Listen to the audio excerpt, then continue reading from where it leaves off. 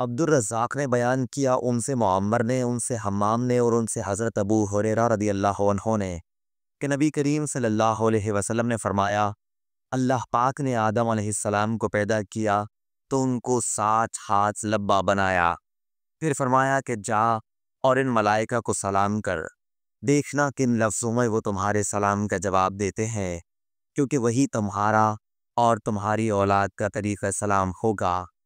آدم علیہ السلام گئے اور کہا السلام علیکم، فرشتوں نے جواب دیا السلام علیکم ورحمۃ اللہ، انہوں نے ورحمۃ اللہ کا جملہ بڑھا دیا۔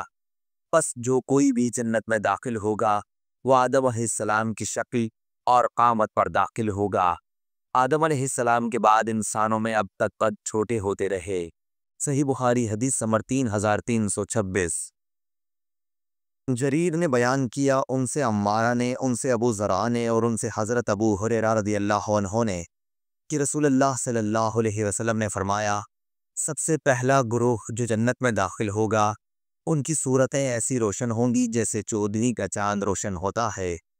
پھر جو لوگ اس کے بعد داخل ہوں گے وہ آسمان کے سب سے زیادہ روشن ستارے کی طرح چمکتے ہوں گے، نہ تو ان لوگوں کو پیشاب کی ضرورت ہوگی نہ پاخانے کی، نہ وہ تھوکیں گے نہ ناک سے آلائش نکالیں گے، ان کے کنگھے سونے کے ہوں گے اور ان کا پسینہ مشک کی طرح ہوگا، ان کی انگیٹھیوں میں خوشبودار عود جلتا ہوگا، یہ عود نہایت خوشبودار عود ہوگا، ان کی بیویاں بڑی آنکھوں والی حوریں ہوں گی، سب کی صورتیں ایک ہوں گی، یعنی اپنے والد آدم علیہ السلام کے قد و قامت پر 60 ہاتھ اونچے ہوں گے۔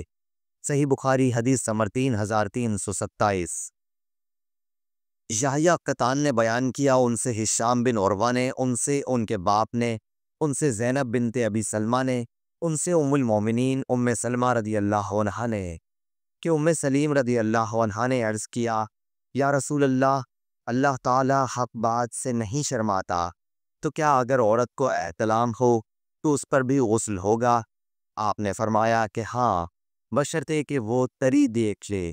ام المومنین ام سلمہ رضی اللہ عنہا کو اس بات پر ہنسی آ گئی اور فرمانے لگی، کیا عورت کو بھی احتلام ہوتا ہے؟ آپ نے فرمایا، اگر ایسا نہیں ہے تو پھر بچے میں ماں کی مشابہت کہاں سے آتی ہے؟ صحیح بخاری حدیث نمبر 3328۔